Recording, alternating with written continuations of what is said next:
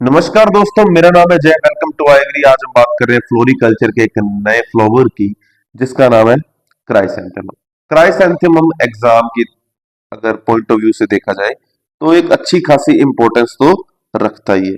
Chrysanthemum का botanical name chrysanthemum grandiflora है। Composite एस्ट्रेसिस की फैमिली और क्रोमोसोम नंबर 18 है। तो क्वेश्चन कहां से आएगा? क्वेश्चन यहां से आएगा कि ये ओरिजिन कहां का है? चाइना का है। पहला क्वेश्चन आपको यहाँ पे देखने को मिलता है।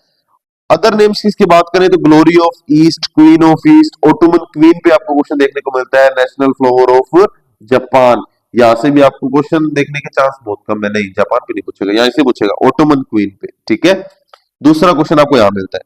जनरल इंफॉर्मेशन की बात करूं तो जनरल इंफॉर्मेशन से इसका क्वेश्चन निकल के आता है बहुत ही प्यारा, पायरेथ्रम पे। पायरेथ्रम पे किस तरह का क्वेश्चन आता है? अब देखो, पायरेथ्रम एक तरह का बायो इंसेक्टिसाइड है। ठीक है, तो आपको ये कहते हैं कि ये ऑब्टेन कहां से किया जाता है, ये पूछा जा सकता है।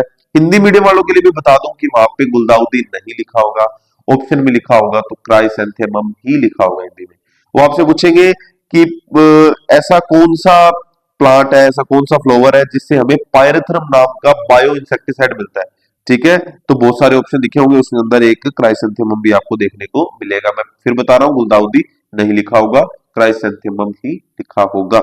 फिर आपसे पूछते हैं कभी कभी कि क्राइसेंथेमम में ऐसा कौन सा कंपाउंड पाया जाता है, ऐसा कौन सा यौगिक पाया जाता है जो as a bio insecticide use किया जाता है, तो वो है पायरेथ्रम। पायरेथ्रम पाया जाता है, कभी कभी पायरेथ्रम ऑप्शन में आपको देखने को मिलेगा।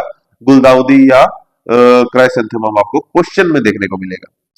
फिर ऐसे पूछ सकते हैं कि क्राइसेंथेमम के अंदर एक पायरेथ्रम नाम का कंपाउंड पाया जाता है, यौगिक पाया जाता है, वो किस तरीके से यूज किया जाता है, तो वो एक बायो इंसेक्टिसाइड की तरह यूज किया जाता है। तो यहां से इतने क्वेश्चन बनते हैं एक ही जगह से बात घुमा घुमा के, और सबसे इंपॉर्टेंट क्वेश्चन यहीं से ही बनते हैं।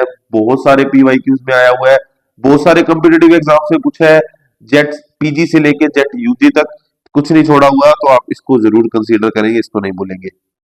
ठीक है, क्राइसेंथेमम काइंड्रेरिफोलियम, ये क्या है? आपकी पूरी की पूरी एक साइंटिफिक नेम ही लिखा है कि इससे हमें पायरेथ्रम मिलता है। ठीक है, तो आप सिर्फ क्राइसेंथेमम भी देख लीजिए, पूरा का पूरा नाम देखने की कोई जरूरत नहीं है। बहुत ज्यादा लेवल का, बहुत ज्यादा हार्ड क्वेश्चन बनते हैं तो वो पूछ सकते हैं कि पायरेथ्रम कंपाउंड है वो क्राइसेंथेमम की कौन सी स्पीशीज से आपको मिलता है, तो क्राइसेंथेमम काइंड्रेरिफोलियम। ठीक है, इस तरीके से पूरा का पूरा नाम लिखा होगा। जेट जो पीजी वाले हैं उनको मैं ये कंसीडर करूंगा कि आप ये जरूर देखें। बाकी जो कॉम्पिटेटिव एग्जाम्स की तैयारी कर रहे हैं वो बस क्राइसेंथेमम याद रखें, इनफ है। ठीक है, उसके अंदर पायरेथ्रम पाया जाता है। शॉर्ट डे प्लांट है, शॉर्ट डे प्लांट है, सोइल पीएच 6 से 7.5 इसके लिए बिल्कुल सुटेबल है, उपयुक्त है। क्लाइमेट जो है इसके लिए कूल सीजन रबी क्लाइमेट का ये प्लांट है। फ्लोरिंग या ब्लूमिंग की बात करें, ब्लूमिंग की, तो वो दिसंबर टू जनवरी या फरवरी के मंथ तक हो सकती है। प्रोपेगेशन की बात करें तो बाय सकर्स, कमर्शियल प्रोपेगेशन कैसा होता है? By suckers. और वैसे टर्मिनल या कटिंग द्वारा हम क्या करते हैं, प्रोपेगेशन इसका किया जा सकता है। ऑप्शन में अगर सकर्स लिखा होगा तो कमर्शियल प्रोपेगेटेड किससे होता है? बाय सकर्स होता है, लेकिन यहां से क्वेश्चन नहीं देखने को मिलता ज्यादातर। अब बात करते हैं इंपॉर्टेंट कल्चरल ऑपरेशंस की। पिंचिंग, पिंचिंग का मतलब आपको मैंने बता ही दिया, ऊपर से प्लांट के क्या करते हैं, थोड़ा थोड़ा प्लांट तोड़ते रहते हैं। ठीक है, पिंचिंग करते हैं, ऊपर से थोड़ा थोड़ा तोड़ते हैं। कब तोड़ते हैं? फर्स्ट टू फोर्थ वीक, ठीक है, डे आफ्टर सोइंग, और या कैसे second to fourth week day after sowing. एक ही बात है, कोई मर्जी मिल जाए, फर्स्ट वीक सेकंड वीक। ठीक है, वो पौधे पे डिपेंड करता है कि वो कितनी ग्रोथ कर गया। उसके बाद उसके ऊपर का जो पार्ट है, थोड़ा थोड़ा पार्ट हम तोड़ देते हैं पिंचिंग करके।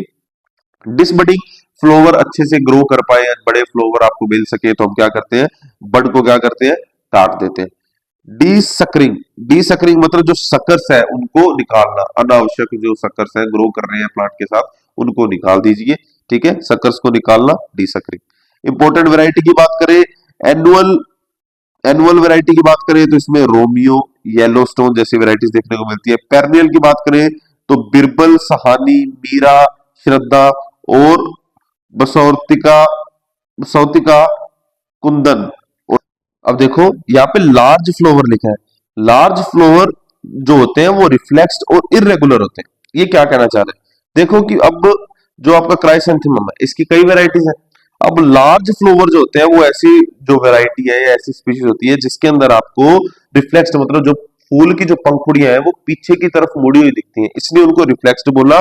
और जो उनका इरेगुलर इसलिए बोला कि उनका जो साइज है वो बिल्कुल असमान होता है, असिमेट्रिकल होता है, जिससे वो बहुत ज्यादा अनूठी लगती है, बहुत अलग लगती है और अच्छी भी लगती है, शोभामान लगती है। ठीक है, इसलिए उसको रिफ्लेक्स्ड और इरेगुलर बताया लार्ज फ्लावर्स वाली वेराइटीज को। ठीक है, और इससे रिलेटेड इसमें कोई बड़ी बात नहीं थी। मैरीगोल्ड के जो फ्लावर्स होते हैं वो रिफ्लेक्स्ड और इरेगुलर टाइप के होते हैं लार्ज फ्लावर वाली वेराइटीज के। ठीक है, अब अदर वेराइटीज में आपको महात्मा गांधी, कस्तूरबा गांधी, इंदिरा और सोनार बंगला, ये कुछ अदर वेराइटीज हैं। तो यहां से क्वेश्चन आपको देखने को मिलते हैं। ठीक है, महात्मा गांधी, कस्तूरबा गांधी, इंदिरा, सोनार बंगला, ये इंपॉर्टेंट वेराइटीज हैं चार। यहाँ से आपको वेराइटीज पे क्वेश्चन देखने को मिलेंगे, अदरवाइज और कहीं से आपको देखने को नहीं मिलते हैं। ठीक है, तो लार्ज फ्लावर जो होते हैं वो आपके रिफ्लेक्स्ड होते हैं, इरेगुलर होते हैं। ठीक, तो इसी तरीके से आपका क्राइसेंथेमम भी पूरा हो गया। इसमें इतने ही क्वेश्चन देखने को मिलते हैं। अब आगे का फ्लावर मैं आपको आगे वीडियोस में करवाऊंगा, तो उसके लिए आप हमें सब्सक्राइब कर लीजिए। हम लोग क्वालिटी बिलीव रखते हैं। नेक्स्ट वीडियो में मिलते हैं। Thanks for watching, bye bye.